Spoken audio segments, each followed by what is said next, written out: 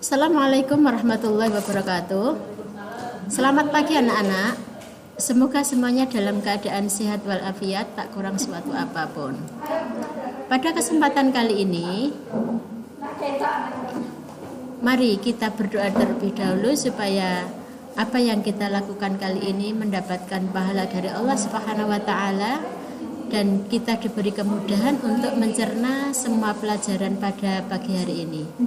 Mari anak-anak kita berdoa dulu dengan membaca basmalah. Bismillahirrahmanirrahim. Semoga apa yang kita pelajari hari ini bermanfaat untuk anak-anak semuanya. Anak-anak yang saya hormati, yang saya cintai, yang saya banggakan, pada kesempatan kali ini Ibu akan memberikan materi layanan tentang perkembangan remaja. Kenapa materi ini saya sampaikan anak-anak? Anak-anak saat ini sedang mengalami masa remaja, sehingga Ibu harapkan apa yang Ibu sampaikan hari ini akan bermanfaat untuk anak-anak ke depannya, dan anak-anak akan menjadi pribadi yang sukses, pribadi yang matang, pribadi yang berguna. Ini anak-anak, sebelum kita masuk ke materi Ibu yang lebih lanjut, anak-anak perlu merenungkan ini. Betul nggak anak-anak mengalami masa-masa ini? Nah, tentunya betul ya. Jadi dulu anak-anak pernah mengalami masa yang namanya kanak-kanak atau bisa juga balita ya. Kemudian berubah menjadi kanak-kanak, kemudian sekolah, bisa saja anak-anak nanti akhirnya akan menjadi remaja dan menjadi orang yang dewasa, sampai nanti mungkin anak-anak akan menjadi orang yang tua. Berarti betul ya, kali ini Ibu akan menerangkan poinnya adalah di masa remaja, karena saya harapkan nanti anak-anak akan menjadi lebih baik dan bisa melalui masa remaja ini dengan baik ya. Mengapa anak-anak perlu memahami perkembangan remaja ini? Nah ini, maka Ibu pada kesempatan kali ini nanti Ibu akan menerangkan tentang karakteristik remaja, permasalahannya seperti apa, nanti akan Ibu terangkan. Kemudian strateginya itu apa supaya anak-anak menjadi pribadi yang nanti matang secara pribadi, matang secara emosional, juga matang secara fisik dan juga matang secara spiritual. Maka nanti akan Ibu bahas pada kesempatan kali ini. Ya ini, anak-anak nanti misalnya ada pertanyaan dari teman, dari adik-adik maupun dari orang lain ini. Anak-anak itu sekarang ada pada masa yang namanya pubertas atau masa adolesen. Ya, masa pubertas ini identik dengan perkembangan seksual. Kemudian adolesen ini identik dengan perkembangan psikososial, yakni psikis dan sosial. Nih, anak-anak pasti nanti anak-anak akan mengalami yang namanya dilema. Dilema apa toh? Lah ini Ibu sudah terangkan di sini. Dilemanya ini anak-anak. Sekarang anak-anak kalau nantinya mengalami masa remaja itu anak-anak itu di posisi yang membingungkan. Membingungkan ini. Anak-anak bukan lagi sebagai orang dewasa, tetapi anak-anak juga bukan anak-anak lagi. Yang kedua, dilema yang seperti apa? Ini fisik anak-anak nanti juga akan berubah, baik fisik tumbuh berkembang badannya ataupun melebar badannya. Nah ini nanti akan anak-anak alami semuanya.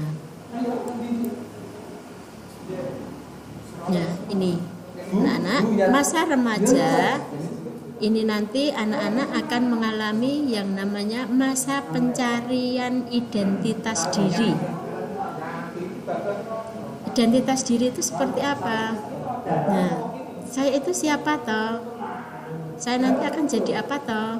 Nah, itu nanti anak-anak akan mengalami hal itu, pertanyaan-pertanyaan seperti itu. Yang selanjutnya nanti anak-anak akan mengalami masa yang namanya periode peralihan. Ada juga nanti masa periode perubahan, ya ini hampir sama, anak-anak nanti akan mengalami peralihan dari masa kanak-kanak menjadi masa remaja. Begitu sebaliknya,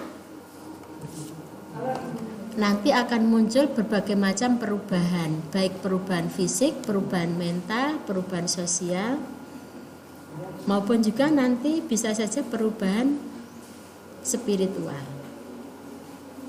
Nah, nanti karena mengalami banyak perubahan itu tadi, nanti anak-anak akan mengalami berbagai macam masalah. Contohnya tadi, perubahan fisik akan menimbulkan masalah yang berkaitan dengan fisik. Masalah sosial misalnya, anak-anak nanti akan mengalami masalah yang berkaitan dengan sosial, dengan pergaulan. Masalah emosi misalnya, nanti anak-anak akan mengalami berbagai macam masalah yang berkaitan dengan emosi, mungkin cemas, kurang percaya diri, dan lain sebagainya. Maka remaja ini bisa dianggap sebagai usia yang penuh masalah. Maka akhirnya akan apa? Menimbulkan yang namanya ketakutan. Ketakutan yang tadi Ibu terangkan yang di depan tadi ya. Maka itu jangan sampai terjadi.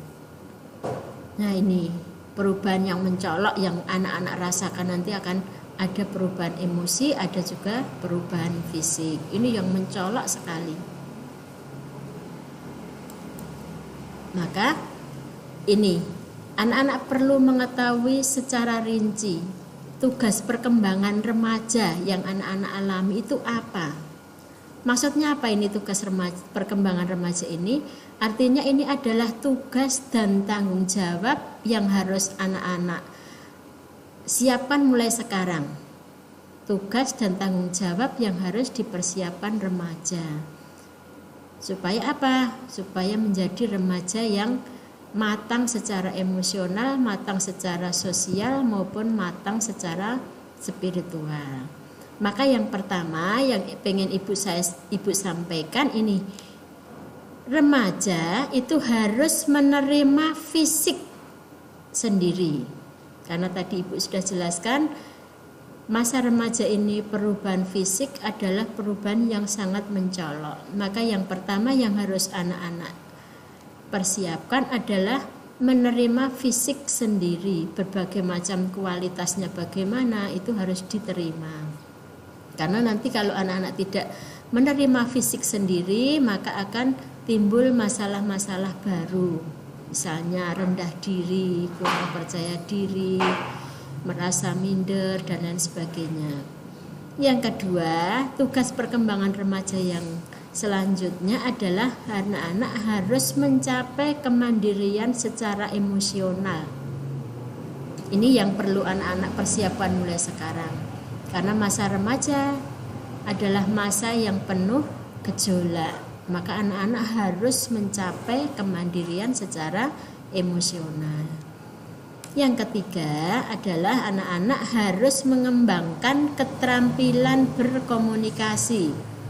Baik yang sifatnya interpersonal, dengan keluarga, dengan teman, dengan tetangga, dan lain sebagainya. Maka harus pandai-pandai bergaul, tetapi pergaulan yang baik, pergaulan yang berkualitas ya. Yang keempat, anak-anak harus menemukan sosok idola. Sosok idola di sini kenapa ibu sampaikan? Karena terkadang kita itu mengidolakan orang-orang yang pernah sukses. Contohnya misalnya anak-anak yang suka olahraga mengidolakan tokoh idola, pemain sepak bola misalnya. Maka mulai sekarang anak-anak harus berusaha mencari sosok ideal. Tujuannya untuk apa? supaya anak-anak itu bisa mencontoh mereka, menjadikan mereka sebagai teladan. Nah, ini semuanya bisa anak-anak peroleh dari Rasul Muhammad Sallallahu Alaihi Wasallam. Beliaunya adalah sosok idola yang benar-benar bisa dijadikan sebagai teladan. Ya, yang terakhir yang pengen Ibu sampaikan adalah anak-anak harus bisa menerima kelebihan diri maupun kekurangan. Kenapa begitu?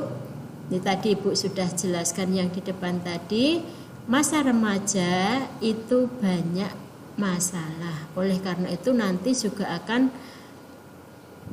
terjadi berbagai macam gejolak. Maka anak-anak mulai sekarang harus mempersiapkan diri menerima kelebihan maupun kekurangan diri. Secara fisik misalnya anak-anak kebetulan tumbuhnya kurang ideal, misalnya badannya kurang ideal misalnya, ya harus diterima. Begitu juga kalau anak-anak memiliki kelebihan, maka pada kesempatan remaja ini anak-anak harus sudah membuat catatan-catatan tentang kelebihan maupun kekurangan anak-anak sendiri. Nanti dari kelebihan yang ada dioptimalkan, kemudian kekurangan-kekurangan yang ada nanti anak-anak bisa berusaha untuk menutup kekurangan itu dengan kelebihan-kelebihan yang ada.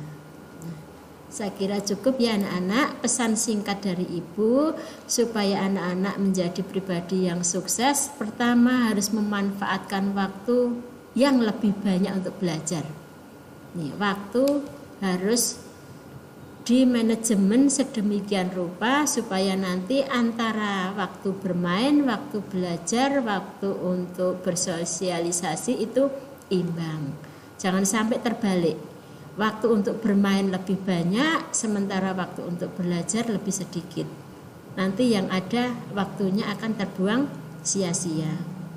Maka mulailah membuat jadwal belajar kapan, membuat jadwal bermain kapan, membuat jadwal untuk ibadah kapan. Seperti itu ya. Yang pertama, memanfaatkan waktu yang lebih banyak untuk belajar. Yang kedua, anak-anak, karena anak-anak mengalami masalah yang lebih banyak kaitannya dengan pertemanan, maka anak-anak harus berupaya untuk mencari teman yang baik.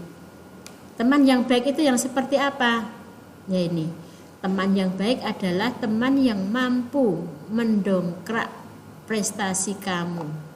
Teman yang baik adalah teman yang mampu menjadikan dirimu itu lebih baik lagi. Teman yang baik adalah teman yang mampu mewarnai hidupmu dengan warna-warna yang baik. Nah, itu. Jadi minimal anak-anak harus menyiapkan mulai sekarang strategi ini. Manfaatkan waktu yang lebih banyak untuk belajar, dan yang kedua adalah mencari teman yang baik.